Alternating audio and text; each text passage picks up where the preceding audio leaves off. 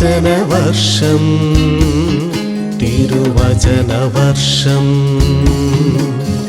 വചനവർഷം തിരുവചനവർഷം നിന്നിൽ വസിച്ചിടാൻ തിരുവചനവർഷം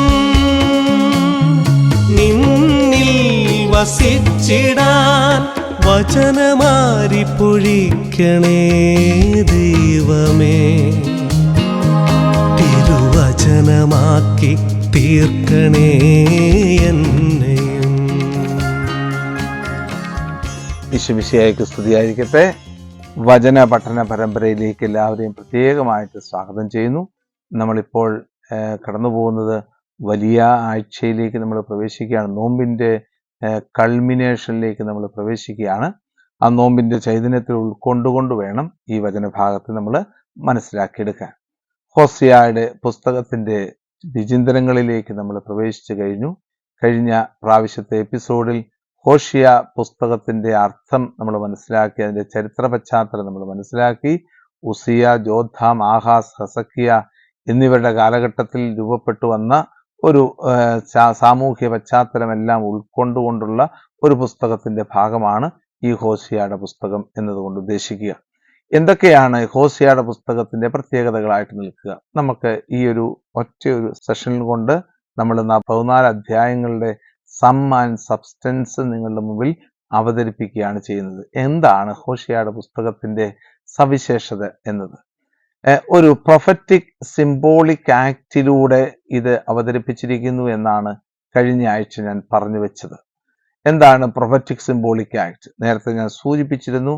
ഇത് പറയുന്നതിലൂടെ ഗോമർ എന്ന് പറയുന്ന വ്യക്തിയെ ഹോഷിയ കല്യാണം കഴിച്ചെന്നോ ഒന്നുമല്ല ചെയ്യുന്നത്. ആരാണ് ഗോമർ എന്നതിനെ കുറിച്ച് ഒരു വിചിന്തനം നടത്താം. വേശ്യയായ ഗോമറിനെ എന്ന് പറഞ്ഞുകൊണ്ടാണ് തുടങ്ങുന്നത്. ഒരു വേശ്യയായ ഗോമറിനെ. സാധാരണയായി വേശ്യ എന്ന് പറയുമ്പോൾ അതിൻ്റെ അർത്ഥം അഡൽറ്ററി എന്നുള്ള വാക്ക് അല്ലെങ്കിൽ ഐഡൊലേറ്ററി എന്നുള്ള വാക്കാണ്.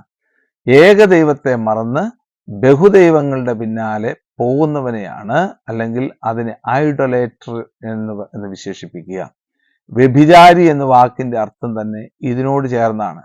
ഏക ഭർത്താവിനെ മറന്ന് മറ്റു പുരുഷന്മാരുടെ പിന്നാലെ പോകുന്നവനെ വ്യഭിചാരി എന്ന് വിളിക്കുന്നു. ഇതുപോലെ തന്നെ ഏകദൈവത്തെ മറന്ന് ബഹുദൈവങ്ങളുടെ പിന്നാലെ പോകുന്ന ഒരു ജനതയ്ക്ക് കൊടുത്തിരിക്കുന്ന പേരാണ് വേശ്യ എന്ന് പറയുന്ന പേര്. അപ്പോൾ ഹോസിയ പ്രവാചകന്റെ മുന്നിൽ നിൽക്കുന്നത് ആരാണ്? നീ അവനെ കല്യാണം കഴിക്കുക എന്നൊക്കെ പറയുമ്പോഴത്തേക്കും ഹോഷിയയുടെ പ്രവാചകന്റെ പുസ്തകത്തിന് മുമ്പിൽ നിൽക്കുന്ന വ്യക്തി ആരാണ്? അത് വഴിപിഴച്ചു പോയ ഇസ്രായേൽ ജനമാണ്. ഏകദൈവത്തെ മറന്ന് ഇസ്രായേൽ ജനം ബഹുദൈവങ്ങളുടെ പിന്നാലെ പോയി. അതാണ് സൂചനയായിട്ട് നൽകുക. അല്ലാതെ ഗോമർ എന്ന് പറയുന്ന വ്യക്തിയെ കല്യാണം കഴിക്കുന്നതിൻ്റെ അല്ല പ്രാധാന്യമല്ല കൊടുക്കുന്നത്. മറിച്ച് ഇത് വഴിപിഴച്ചു പോയ ഇസ്രായേൽ ജനതയെ മുമ്പിൽ നിന്ന് കണ്ടുകൊണ്ടാണ് ഈ ഹോഷിയ പ്രവാചകൻ തൻ്റെ പ്രബോധനം നടത്തുന്നത്. ഇനി നമുക്ക് കാണാൻ സാധിക്കുന്ന മറ്റൊരു കാര്യമുണ്ട്.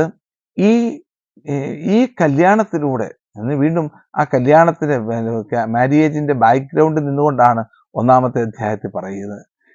നീ പോയി ഗോമർ എന്ന് പറയുന്ന ഒരു സ്ത്രീയെ, വേശ്യ സ്ത്രീയെ കല്യാണം കഴിക്കുക. അവളിലൂടെ നിനക്ക് 3 മക്കളുണ്ടാകും. 1-ാമത്തെ മകന്റെ പേരാണ് ജസ്രയേൽ.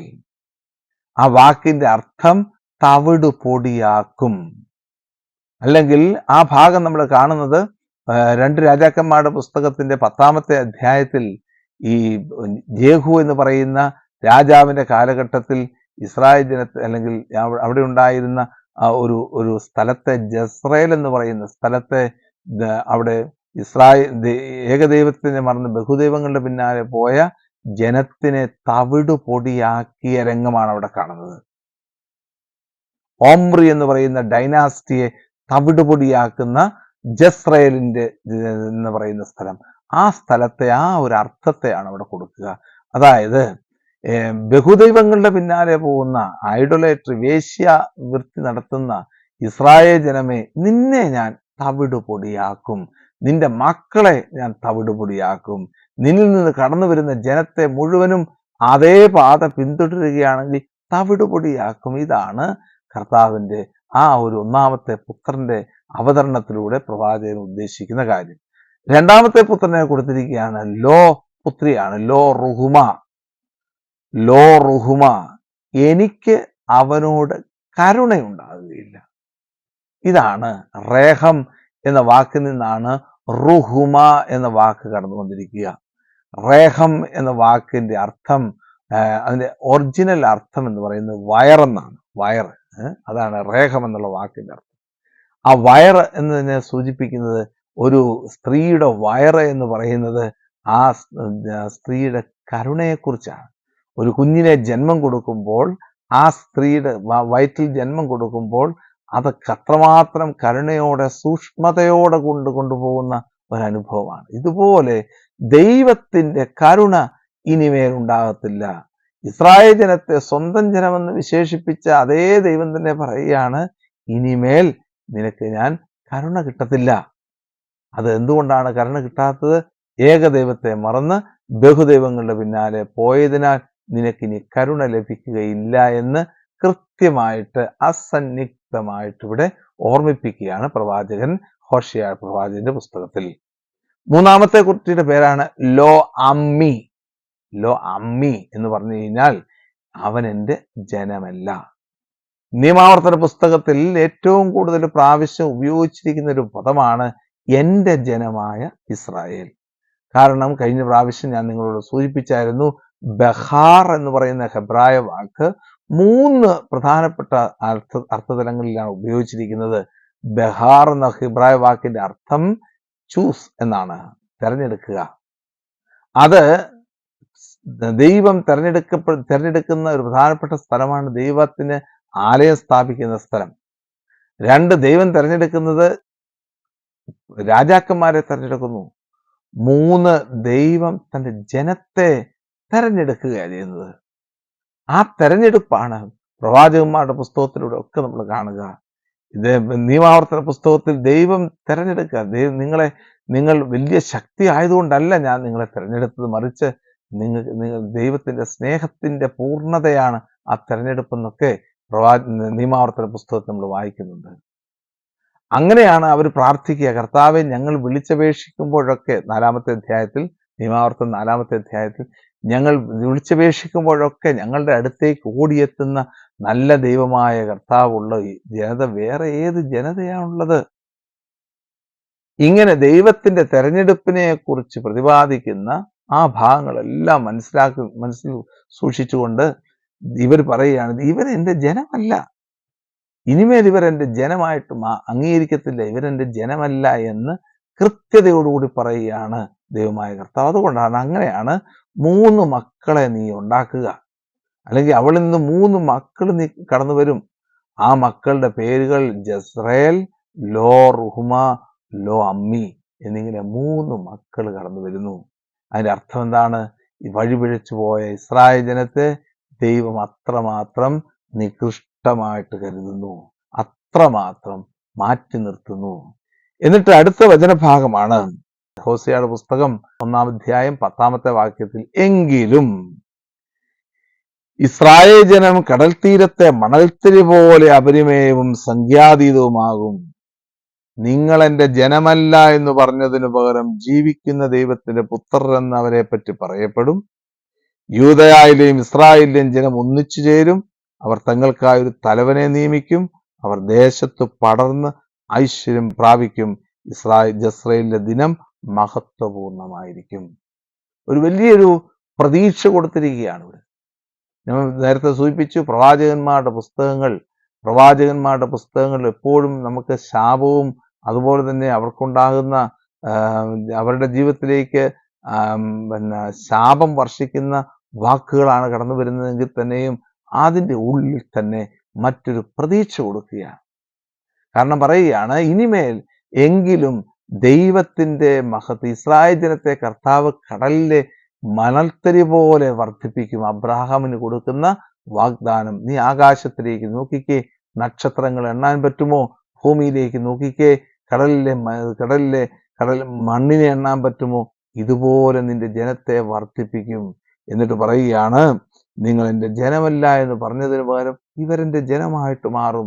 ദൈവത്തെ അന്വേഷിച്ച് ഇറങ്ങുന്ന ഇസ്രായേലും ജൂദായും ഒരു ഗോത്രമായിട്ട് മാറും, ഒരു ജനമായിട്ട് മാറി ഒന്നിച്ച് നിന്നുകൊണ്ട് ദൈവത്തിന്റെ മഹത്വത്തെ അവർ വർണ്ണിക്കുമെന്ന് പ്രത്യേകമായിട്ട് ഒരു ചെറിയ നോട്ട് അവിടെ ഇൻസേർട്ട് ചെയ്യുകയാണ് പ്രവാചകന്റെ പുസ്തകത്തിൽ.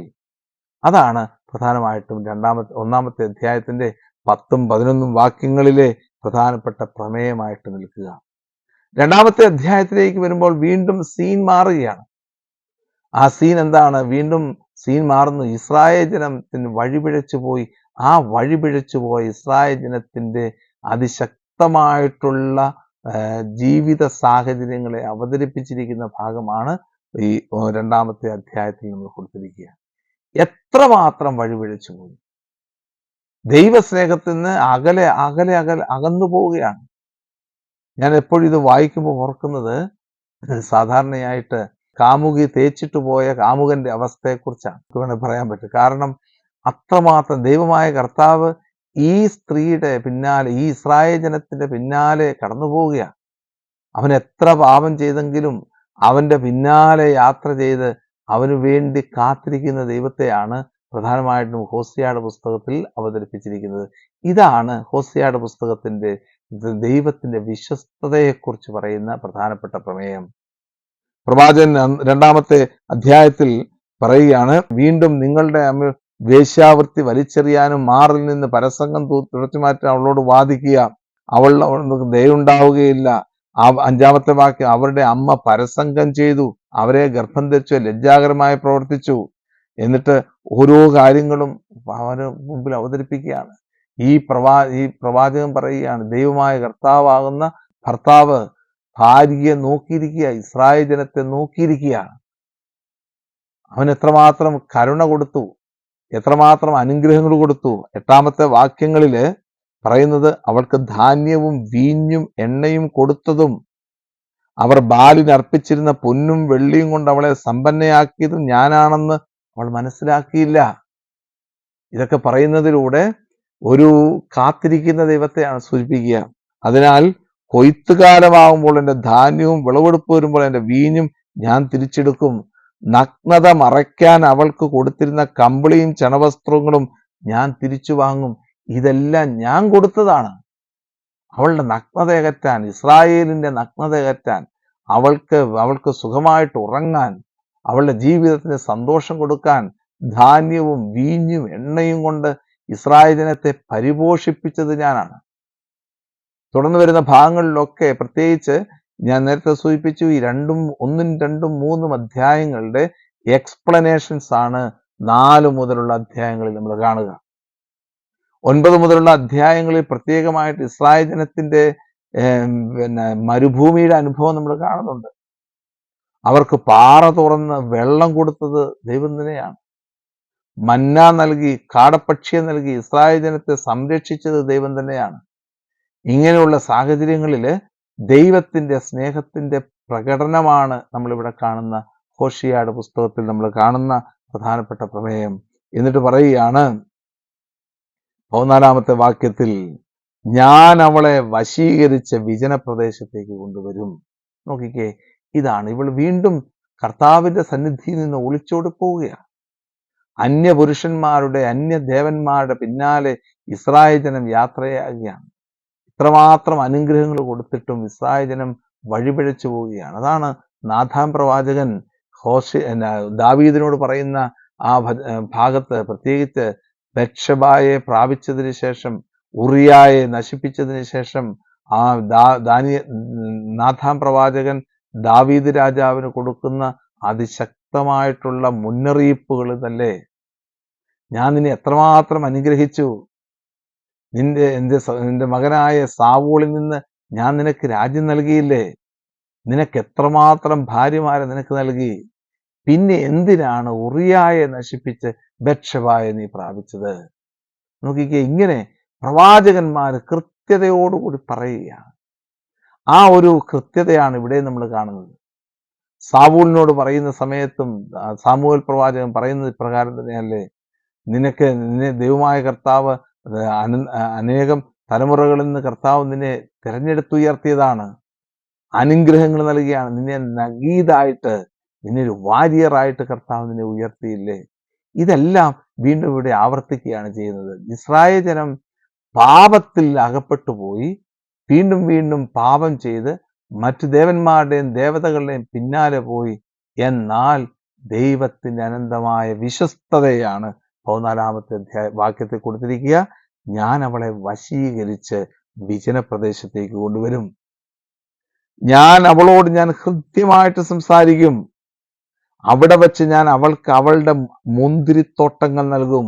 നോക്കിക്കേ, നഷ്ടപ്പെട്ടു പോയതിനെയൊക്കെ തിരികെ കൊടുക്കുന്ന ദൈവത്തിന്റെ വിശ്വസ്തതയാണ് ഈ ഹോശിയ പ്രവാചകന്റെ പുസ്തകത്തിൽ കാണുക. അവളെല്ലാം നഷ്ടപ്പെടുക. ഇവിടെ ഈ ഒരു ഭാഗം വായിക്കുമ്പോഴേക്കും നമ്മളുടെ മനസ്സിലേക്ക് വരേണ്ടത് ധൂർത്തപുത്രന്റെ ഉപമയാണ്. ലൂക്കാസ് സുവിശേഷത്തിൽ ആ ധൂർത്തപുത്രന്റെ ഉപമ കർത്താവ് സംസാരിക്കുമ്പോൾ അത് മനസ്സിലാക്കിയെടുക്കേണ്ടത് ഈ ഒരു ചിന്തയോടുകൂടിയാണ്. ഈശോ എവിടെ നിന്നോ കണ്ടുപിടിച്ച ഒരു ഉപമയല്ല, മറിച്ച് പഴയ നിയമ പശ്ചാത്തലത്തിൽ വന്നു ചേർന്നിരിക്കുന്ന ഉപമ തന്നെയാണ്.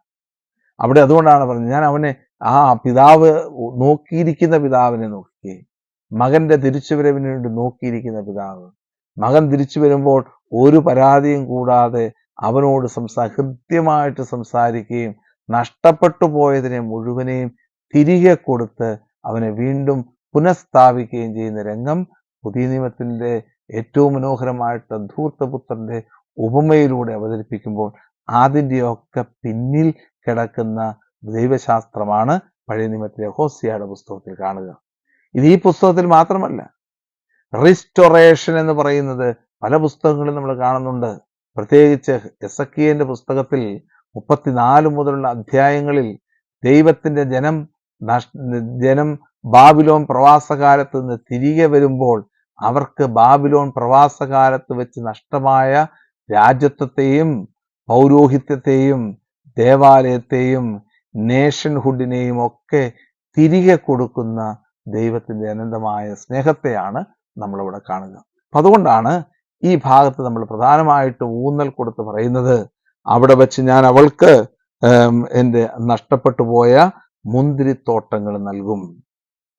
പിന്നെ അവളുടെ യുവത്വത്തിലെന്ന പോലെ, ഈജിപ്തിൽ നിന്ന് അവൾ പുറത്തു വന്നപ്പോഴെന്ന പോലെ അവിടെ വെച്ച് അവൾ എൻ്റെ വിളി കേൾക്കും. നോക്കി, ഈജിപ്തിൽ വെച്ച് ഞാൻ അവനെ വിളിച്ചുവെന്ന് ഹോസിയയുടെ പുസ്തകം 11-ാം അധ്യായം 1-ാമത്തെ വാക്യത്തിൽ പറയുന്നുണ്ട്. ഞാൻ അവളെ ഈജിപ്തിൽ നിന്ന് വിളിച്ചു. ആ വിളി കേട്ട് അവൾ പുറത്തേക്ക് ഇറങ്ങി വന്നു. ആ വിളി കേട്ട് അവൾ സീ ഓഫ് റീഡ്സ്, ഞാങ്ങണകളുടെ കടൽ കടന്ന് സീനായ് മലയുടെ അടിവാരത്തെത്തി. അവിടെ വെച്ച് ദൈവമായ കർത്താവ് അവൾക്ക് അനുഗ്രഹങ്ങളും നന്മകളും നൽകി. ആ വിളി കേട്ടവൾ വീണ്ടും വാഗ്ദാന ദേശത്തേക്ക് പ്രവേശിച്ചു. ഇങ്ങനെ നടന്നതുപോലെ ദൈവമായ കർത്താവ് വീണ്ടും തിരികെ കൊണ്ടുവരുന്ന ഇസ്രായേൽ ജനത്തെ നടക്കുന്ന വിശ്വസ്തനായ ദൈവമാണെന്ന് ഓർമ്മിപ്പിക്കുകയാണ് ഇവിടെ ചെയ്യുന്നത്. ഇനി അടുത്ത ഭാഗമാണ് 16-ാമത്തെ വാക്യം. കർത്താവ് അരുളി ചെയ്യുന്നു, അന്നു നീ എന്നെ പ്രിയതമൻ എന്ന് വിളിക്കും, എന്റെ ബാൽ എന്ന് നീ ഇനി വിളിക്കുകയില്ല. ബാൽ എന്ന വാക്കിന് അർത്ഥം രണ്ട് രീതിയിൽ ഉപയോഗിക്കാം. ബാൽ എന്ന വാക്കിന്റെ അർത്ഥം ഭർത്താവ് എന്ന വാക്ക് ഉപയോഗിക്കാം, അല്ലെങ്കിൽ ഐഡൽ എന്നുള്ള വാക്ക് ഉപയോഗിക്കാം. എന്നാൽ പുതിയ കാലഘട്ടത്തിലൊക്കെ ഷേൽ എന്നുള്ള വാക്കാണ്, ഷെലി എന്നുള്ള വാക്കാണ് ഉപയോഗിക്കുന്നത്. അല്ലെങ്കിൽ ഷലി എന്ന വാക്ക് രണ്ട് അർത്ഥങ്ങളിലാണ് ഉപയോഗിക്കുന്നത്. Who is for me, to me. She എന്നത് ഒരു റിലേറ്റീവ് ക്ലോസ് പോലെ വെച്ചിട്ട് ഷെ ലി എന്ന് പറയുന്നത് ഹൂ ഈസ് ഫോർ മീ എന്നാണ് വിശേഷിപ്പിക്കുക. അപ്പോൾ ഇങ്ങനെ അദോണായി അല്ലെങ്കിൽ അദോണായി എന്ന് പറയുന്ന വാക്ക് എൻ്റെ ഭർത്താവ്, അദോണി എന്ന വാക്ക് തന്നെ ഉപയോഗിക്കുന്നത് എൻ്റെ ഭർത്താവ് എന്നുള്ള വാക്കാണ് ഉപയോഗിക്കുന്നത്. ഇനിമേലിൽ ഞാൻ ബാൽ എന്ന് വിളിക്കുകയില്ല, അദോണി എന്ന് മാത്രമേ വിളിക്കുകയുള്ളൂ. അവൾ കർത്താവിനെ കർത്താവ് എന്ന് വിളിക്കും. അടുത്ത വാക്യം ശ്രദ്ധിക്കുക. ബാൽ ദേവന്മാരുടെ പേരുകൾ അവളുടെ അധരങ്ങളിൽ നിന്ന് ഞാൻ അകറ്റും. ആ നാളുകളിൽ നിനക്കു വേണ്ടി വന്യമൃഗങ്ങളോടും ആകാശപ്പറവകളോടും ഇഴജന്തുക്കളോടും ഞാൻ ഉടമ്പടി ചെയ്യും. ഒരു ഉടമ്പടി, പുതിയൊരു ഉടമ്പടിയിലേക്ക് പ്രവേശിക്കുകയാണ് അവൾ. തിരികെ വരുന്ന ഇസ്രായേൽ ജനത്തിന് പുതിയൊരു ഉടമ്പടി കൊടുക്കുക. നോക്കിക്കേ, പലപ്പോഴും നമ്മൾ പറയുന്ന ഒരു ഭാഗമാണ്, ഒരു മനുഷ്യൻ പാപം ചെയ്തു കഴിഞ്ഞാൽ അവൻ എല്ലാറ്റിൽ നിന്നും അകന്നു കഴിയുക എന്ന വ്യക്തിയാണ്. ആ ഉടമ്പടി ബന്ധം പൂർണ്ണമാകണം. ദൈവത്തോട് മാത്രമല്ല, സഹോദരങ്ങളോടും പ്രപഞ്ചത്തോടുമുള്ള ഉടമ്പടിയുടെ ബന്ധം പൂർണ്ണമാണ്. ആദിമ കാലഘട്ടത്തിൽ, പ്രത്യേകിച്ച് ഉൽപ്പത്തിയുടെ പുസ്തകത്തിൽ, ദൈവം ഉടമ്പടി ചെയ്തു. ദൈവമായ കർത്താവ് എല്ലാറ്റിനെയും സൃഷ്ടിച്ചു. ഉടമ്പടിയുടെ ബന്ധത്തിലൂടെ പൂർണ്ണത നൽകി വീണ്ടും ഈ ഉടമ്പടിയുടെ ബന്ധത്തിലേക്ക് പ്രവേശിക്കുകയാണ്. ഭൂമിയിലെ ഇഴയുന്ന ജന്തുക്കളോടും ആകാശത്തിലെ പക്ഷികളോടും സസ്യലതാദികളോടും നിനക്ക് വേണ്ടി ഞാനൊരു ഉടമ്പടി ചെയ്യും, ഞാനും നീയും തമ്മിലുള്ള ഉടമ്പടി അത് പൂർത്തീകരിക്കപ്പെടും. ഇങ്ങനെ പുതിയ ഉടമ്പടിയിലേക്ക്, പുതിയൊരു ക്രിയേഷനിലേക്ക് പോവുകയാണ്. ഇത് ബിക്കംസ് എ ന്യൂ ക്രിയേഷൻ. അതുകൊണ്ടാണ് പഴയ നിയമത്തിലെ ഐഡിയോളജി ഇതാണ്: ക്രിയേഷൻ, അൺക്രിയേഷൻ, റീക്രിയേഷൻ. ക്രിയേഷൻ എന്ന് പറയുമ്പോൾ ദൈവം സൃഷ്ടിക്കുകയാണ്. ഒന്നാമതായിട്ട് ദൈവം ആകാശത്തെയും ഭൂമിയെയും സൃഷ്ടിച്ചു. എന്നാൽ അതിൻ്റെ അൺക്രിയേഷൻ നടക്കുന്നത് പാപം ചെയ്തപ്പോൾ അവൻ്റെ എല്ലാ വസ്തുക്കളും നഷ്ടപ്പെട്ടു. കർത്താവ് സൃഷ്ടിച്ച എല്ലാറ്റിനെയും നഷ്ടപ്പെടുത്തി കളഞ്ഞു. അവൻ്റെ വാഗ്ദാന ദേശം നഷ്ടപ്പെട്ടു, രാജ്യം നഷ്ടപ്പെട്ടു, രാജ്യത്വം നഷ്ടപ്പെട്ടു, പൗരോഹിത്യം നഷ്ടപ്പെട്ടു, അതുപോലെ തന്നെ ദേവാലയം നഷ്ടപ്പെട്ടു, നേഷൻ എന്ന് പറയുന്ന ആശയം നഷ്ടപ്പെട്ടു. ഇങ്ങനെ എല്ലാം നഷ്ടപ്പെട്ട ഒരു സാഹചര്യത്തിൽ അവരുടെ പുനരുദ്ധാരണമാണ് യഥാർത്ഥത്തിൽ തിരിച്ചുവരവ് എന്നതുകൊണ്ട് ഉദ്ദേശിക്കുക. ആ ഒരു സംഭവമാണ്. അവിടെയാണ് യഥാർത്ഥത്തിൽ ഉടമ്പടിയുടെ ബന്ധം സ്ഥാപിക്കേണ്ടത്.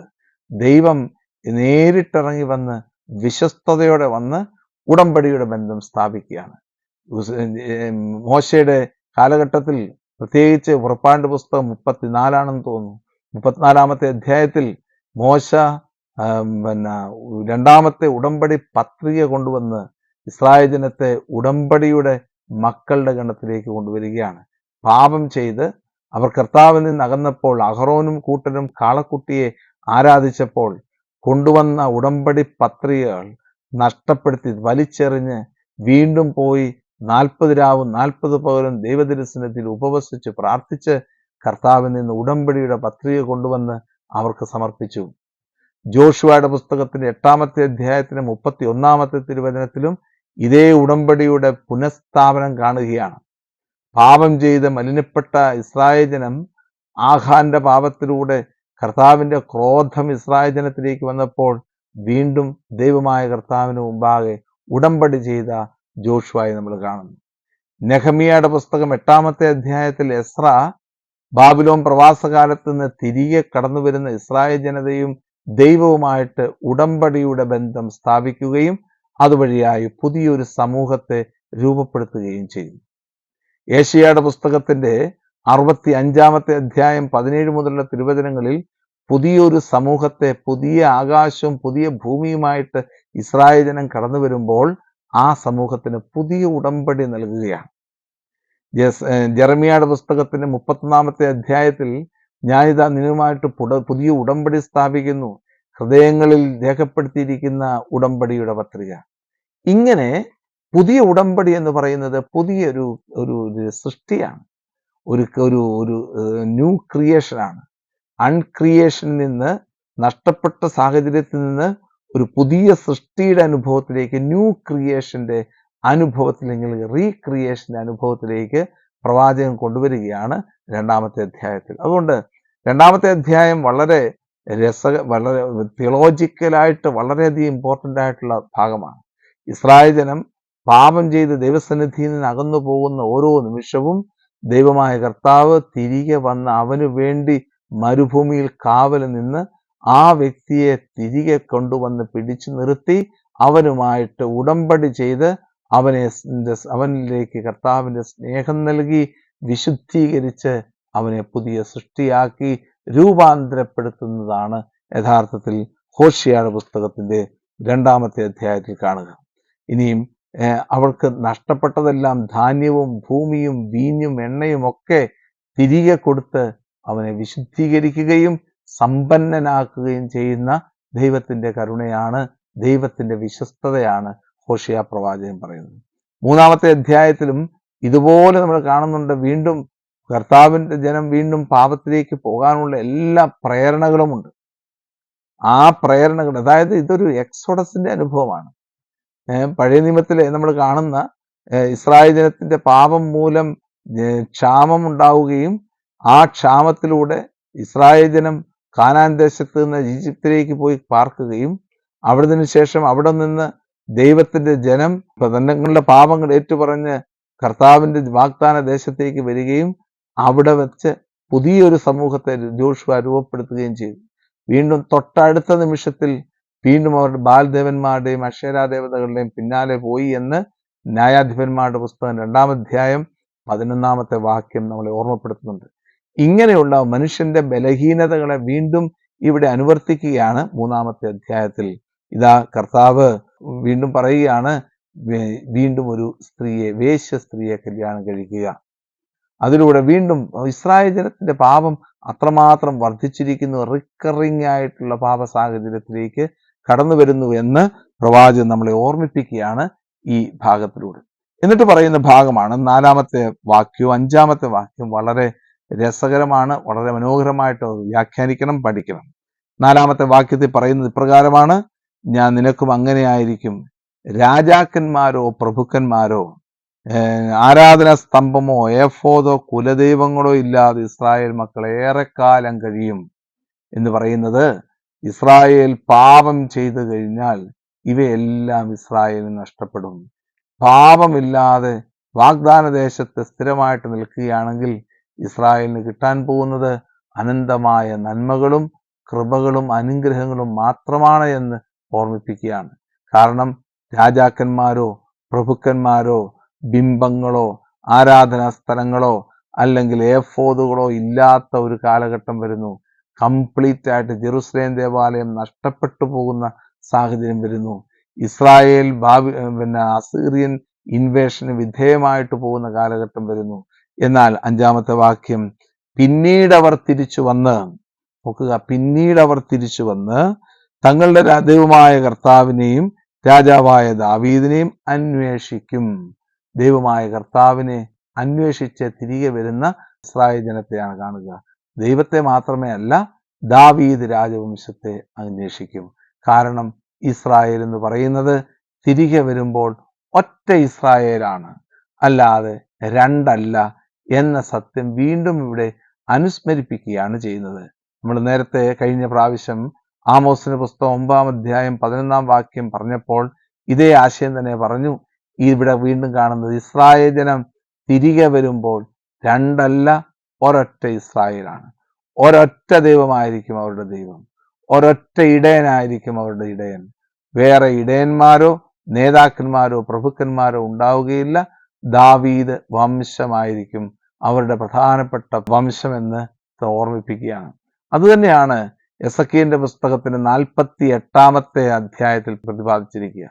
48-ാമത്തെ അധ്യായം എന്ന് പറയുന്നത് ടെമ്പിൾ വിഷന്റെ അല്ലെങ്കിൽ എസെക്കിയേലിനുണ്ടാകുന്ന ദേവാലയത്തെക്കുറിച്ചുള്ള ദർശനത്തിന്റെ സമാപനമാണ്.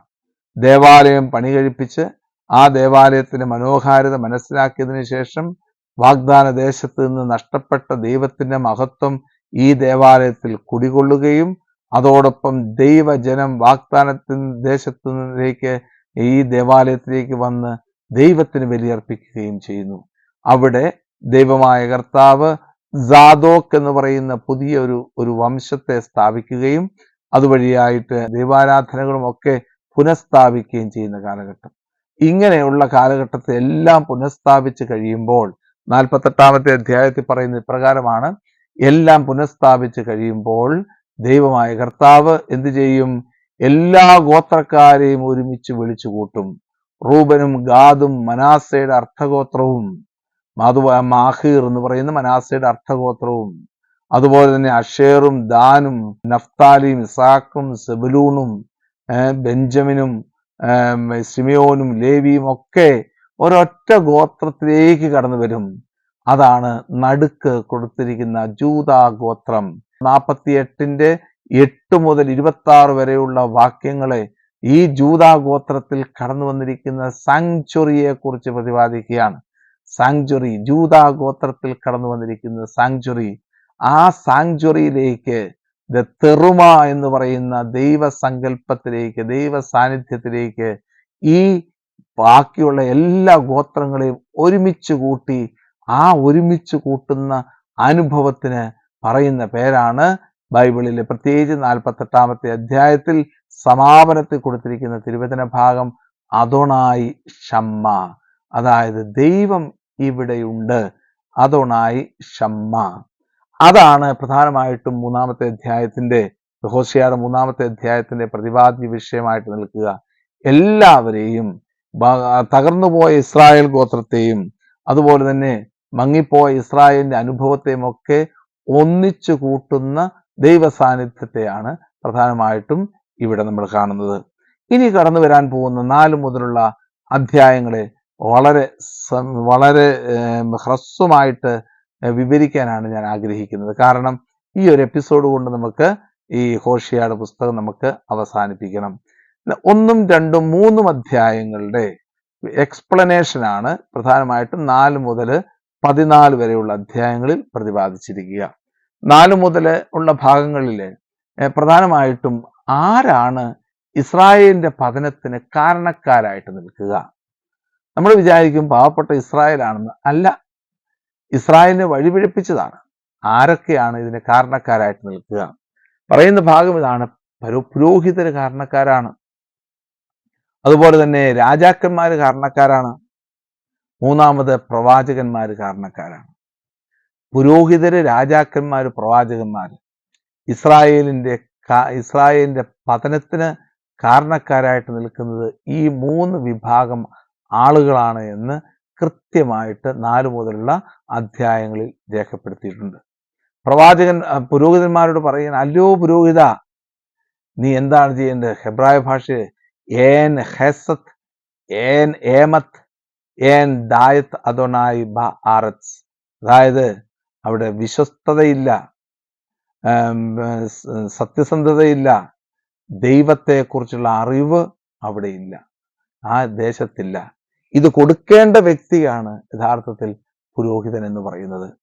പുരോഹിതൻ എങ്ങനെ ആയിരിക്കുന്നുവോ അതുപോലെ തന്നെ ആയിരിക്കും ദൈവത്തിന്റെ ജനവും. അതുകൊണ്ട് എന്ത് ചെയ്യണം?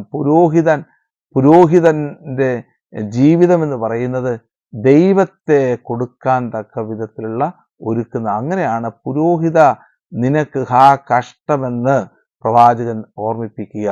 പുരോഹിതൻ എന്ന് പറയുന്ന പൗരോഹിത്യം ഇസ്രായേൽ ജനത്തിന്റെ ജീവിതത്തിൽ കൊടുത്തിരിക്കുന്ന ദാനമാണെങ്കിൽ ആ പൗരോഹിത്യം തന്നെ ഇസ്രായേൽ ജനതയെ വാഗ്ദാന ദേശത്ത് നിന്ന് തള്ളിയിടാൻ സഹായിച്ചതിന്റെ പ്രധാനപ്പെട്ട ഘടകമായിട്ട് നിന്നു എന്ന് തിരുവചനത്തിലൂടെ അവതരിപ്പിക്കുകയാണ് ഇന്ന് ഈ 4-ാമത്തെ മുതലുള്ള അധ്യായങ്ങളിൽ. ഇവിടെ അതുകൊണ്ടാണ് ഈ പ്രവാചകന്മാരുടെ പുസ്തകത്തില് പ്രത്യേകിച്ച് പൗരോഹിത്യത്തെ വിശേഷിപ്പിക്കുമ്പോൾ മങ്ങിയ പൗരോഹിത്യമെന്ന് ഈ എക്സൈലിൽ പോയ പൗരോഹിത്യത്തെ വിശേഷിപ്പിക്കുന്നത്. മങ്ങിയ പൗരോഹിത്യം, ചെളി പുരണ്ട പൗരോഹിത്യം, മങ്ങിയ പൗരോഹിത്യം, ചെളി പുരണ്ട പൗരോഹിത്യം എന്നൊക്കെ പ്രവാസ കാലത്തുള്ള പൗരോഹിത്യത്തെ വിശേഷിപ്പിക്കുന്നത് അതുകൊണ്ടാണ് സക്കറിയയുടെ പുസ്തകം 3-ാമത്തെ അധ്യായത്തിൽ സക്കറിയയുടെ പുസ്തകം 3-ാമത്തെ അധ്യായത്തിൽ ഒരു ദർശനമുണ്ടാകുന്നത് ഇപ്രകാരമാണ്. ദൈവമായ കർത്താവ് പറയുകയാണ്, ഇതാ ജോഷുവ എന്ന് പറയുന്ന ഹൈ പ്രീസ്റ്റ് ഇവിടെ നിൽക്കുന്നു. അവന്റെ ശരീരത്തിൽ മുഴുവനും, അവൻ ഇട്ടിരിക്കുന്ന ഉടുപ്പ് മുഴുവനും മോശമായ ഉടുപ്പാണ്, ഫിൽത്തി ഗാർമെന്റ്സ് എന്നാണ് വിശേഷിപ്പിക്കുക. അതുകൊണ്ട് അവിടെ ഉണ്ടായിരുന്നൊരു മാലാഖയോട് പറയുകയാണ്, ഇവനിൽ നിറഞ്ഞു നിൽക്കുന്ന ഫിൽത്തി ഗാർമെന്റ്സ് എടുത്ത് കളഞ്ഞ് അതിനു പകരം പുതിയ വസ്ത്രം ധരിപ്പിക്കുക. പൗരോഹിത്യത്തിന്റെ വസ്ത്രം ധരിപ്പിക്കാൻ പറയുകയാണ്. വാഗ്ദാന ദേശത്ത് നിന്ന് തിരികെ പ്രവേശിക്കുന്ന ഇസ്രായേൽ ജനത്തിന് കൊടുക്കുന്ന ഏറ്റവും വലിയൊരു കാഴ്ചപ്പാടാണ്. എസെക്കിയേലിന്റെ പുസ്തകം 44-ാമത്തെ അധ്യായത്തിലും പൗരോഹിത്യത്തിന്റെ വസ്ത്രം നൽകി സാദോക്കിനെ ആദരിക്കുന്ന രംഗമുണ്ട്. അതുകൊണ്ട് പുരോഹിതൻ എപ്പോഴും കർത്താവിന്റെ പുരോഹിതന്റെ ശരിയായ ഇടപെടലുകൾ കർത്താവിന്റെ ജനത്തെ വാഗ്ദാന ദേശത്ത് പിടിച്ചു നിർത്തുമെന്നും, പുരോഹിതൻ എപ്പോഴൊക്കെ അധപ്പതിക്കുന്നുവോ അപ്പോഴൊക്കെ ജനം ദൈവ സാന്നിധ്യത്തിൽ നിന്ന് അകന്നു പോകുന്നുവെന്നും ഈ തിരുവചന ഭാഗം നമ്മളെ ഓർമ്മിപ്പിക്കുകയാണ്. 5-ാമത്തെയും 6-ാമത്തെയും അധ്യായങ്ങളിലേക്ക് പ്രവേശിക്കുമ്പോൾ പ്രവാചകൻ നൽകുന്ന മറ്റൊരു പ്രധാനപ്പെട്ട സന്ദേശം ഇതാണ്. ചില സ്ഥലങ്ങളെ കുറിച്ച് പറയുകയാണ് അവിടെ പറയുന്ന 1-2 സ്ഥലങ്ങളാണ് മിസ്പ, താബോർ, ഷിത്തീം. ഈ 3 സ്ഥലങ്ങളിൽ വെച്ച് കർത്താവിന്റെ ജനം പാപം ചെയ്തു എന്ന് സൂചിപ്പിക്കുകയാണ് ഇവിടെ ചെയ്യുന്നത്. കർത്താവിന്റെ ജനം പാപം ചെയ്തു. 3 സ്ഥലങ്ങളിൽ വെച്ച് കർത്താവിന്റെ ജനം പാപം ചെയ്തു. എന്താണ് എന്താണ് ആദ്യത്തെ സ്ഥലമായി മിസ്പായിൽ വെച്ച് നടന്ന പാപം? ദൈവമായ കർത്താവ് രാജാക്ക് ഇഷ്ടമില്ലാതിരുന്നെങ്കിൽ പോലും ദൈവമായ കർത്താവിന്റെ രാജ്യത്വത്തെ തള്ളിപ്പറഞ്ഞുകൊണ്ട് ഞങ്ങൾക്ക് രാജ്യത്വം വേണമെന്ന് അവകാശപ്പെടുന്ന ഇസ്രായേൽ ജനതയുടെ ആഗ്രഹപ്രകാരം മിസ്പ എന്ന് പറയുന്ന സ്ഥലത്ത് വെച്ച് സാവൂളിനെ രാജാവാക്കി എന്നുള്ളതാണ് ഏറ്റവും വലിയൊരു തിന്മയായിട്ട് നിൽക്കുന്നത്. സാവൂളിന്റെ രാജ്യത്വം. കാരണം സാമൂലിന്റെ പുസ്തകത്തിന്റെ 8-ാമത്തെ അധ്യായത്തിൽ 4-5 വാക്യങ്ങളിൽ പറയുന്നു, അവർ നിന്നെയല്ല എന്നെയാണ് അവർ അവഹേളിച്ചിരിക്കുന്നത്, അല്ലെങ്കിൽ they have rejected me. അപ്പോൾ ഇവിടെ നോക്കി, മിസ്പായിൽ ഇസ്രായേൽ ജനം ചെയ്ത പാപം ഗുരുതരമാണ്. ഏകദൈവത്തിന്റെ ആ രാജ്യത്വത്തെ മറന്ന് ഒരു രാജാവിനെ അവർ സ്ഥാപിച്ചു കൊടുത്തു. താബോറിൽ ധാരാളമായിട്ടുള്ള അനുഗ്രഹങ്ങൾ കർത്താവ് കൊടുത്തെങ്കിൽ പോലും അവിടെ ദൈവത്തിന്റെ ജനത്തെ ധിക്കരിക്കുന്ന സാഹചര്യങ്ങൾ കടന്നു വന്നു. ഷിത്തീം എന്ന് പറയുന്ന സ്ഥലത്താണ് ഇസ്രായേൽ ജനം നിയമാവർത്തന പുസ്തകത്തിന് വേണ്ടിയിട്ട് മുമ്പിൽ നിയമം ആവർത്തിക്കുന്നത്. ആ നിയമത്തെ അവർ മറുതലിച്ചു. അങ്ങനെയുള്ള പാപത്തിൽ കഴിഞ്ഞിരുന്ന ഇസ്രായേൽ ജനതയെ വീണ്ടും കരുതലോടെ വിശ്വസ്തയോടെ നോക്കുന്ന ദൈവത്തിന്റെ ചിത്രമാണ് 5-ാം അധ്യായം 15-ാം വാക്യത്തിൽ കൊടുത്തിരിക്കുന്നത്.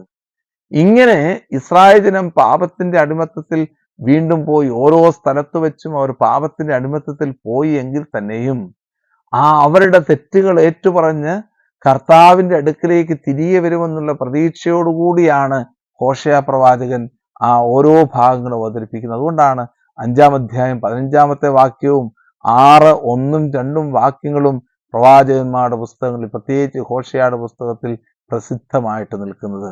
5-ാമത്തെ അധ്യായം 15-ാമത്തെ വാക്യ പ്രകാരമാണ് പറയുന്നത്. 2-ാം അധ്യായം 14-ാമത്തെ വാക്യം കൂടി ചേർത്ത് പറയണം. അവർ തങ്ങളുടെ തെറ്റുകൾ ഏറ്റുപറഞ്ഞ് എന്റെ സാന്നിധ്യം തേടുകയും തങ്ങളുടെ വ്യഥയിൽ എന്നെ അന്വേഷിക്കുകയും ചെയ്യുന്നതുവരെ ഞാൻ എൻ്റെ വാസസ്ഥലത്തേക്ക് മടങ്ങും. അതുവരെ അവരെ പിന്തുടരുന്ന ദൈവം, വിശ്വസ്തയോടെ പിന്തുടരുന്ന ദൈവം. 2-ാം അധ്യായം 14-ാമത്തെ വാക്യത്തിൽ നമ്മൾ വായിച്ചു കേട്ടു, കർത്താവ് ആ സ്ത്രീക്ക് വേണ്ടി, വേശ്യ സ്ത്രീക്ക് വേണ്ടി നോക്കിയിരിക്കുക, മരുഭൂമിയിൽ കാവലിരിക്കുകയാണ് അവളുടെ തിരിച്ചുവരവിന് വേണ്ടി. ഇതുപോലെ പാപം ചെയ്ത് ദൈവസന്നിധിയിലേക്ക് അകന്നുപോയ ഇസ്രായേൽ ജനതയെ ദൈവമായ കർത്താവ് മരുഭൂമിയിൽ കാവല് നിൽക്കും. എന്നിട്ട് അടുത്ത രംഗമാണ് 6-ാമത്തെ അധ്യായത്തിൽ 1, 2 വാക്യങ്ങളാണ് വളരെ പ്രധാനപ്പെട്ടത്. അവർ തിരിച്ചു വന്നിട്ട് പറയുന്നവരാണ്. തിരിച്ചു വന്ന ജനം തിരിച്ചു വന്നിട്ട് പറയും, വരുവിൻ നമുക്ക് കർത്താവിങ്കിലേക്ക് മടങ്ങിപ്പോകാം, ദൈവത്തിങ്കിലേക്ക് മടങ്ങിപ്പോകാം. ജനത്തിന് ഒരു അവബോധമുണ്ടാകുന്നു. പാപകരമായ സാഹചര്യത്തിൽ നിന്ന് ദൈവമായ കർത്താവ് തന്റെ ജനത്തെ രക്ഷിക്കുമ്പോൾ ആ ജനത്തിനൊരു അവബോധമുണ്ടാകുന്നു. ആ അവബോധത്തോടുകൂടി ജനം പറയുകയാണ്, വരുവിൻ നമുക്ക് കർത്താവിന്റെ സന്നിധിയിലേക്ക് പോകാം. അവിടുന്ന് നമ്മെ ചീന്തിക്കളഞ്ഞു, അവിടുന്ന് അത്രേ നമ്മെ സുഖപ്പെടുത്തുന്നത്. അവിടുന്ന് നമ്മെ പ്രഹരിച്ചു, അവിടുന്ന് തന്നെ മുറിവുകൾ വെച്ച് കെട്ടും.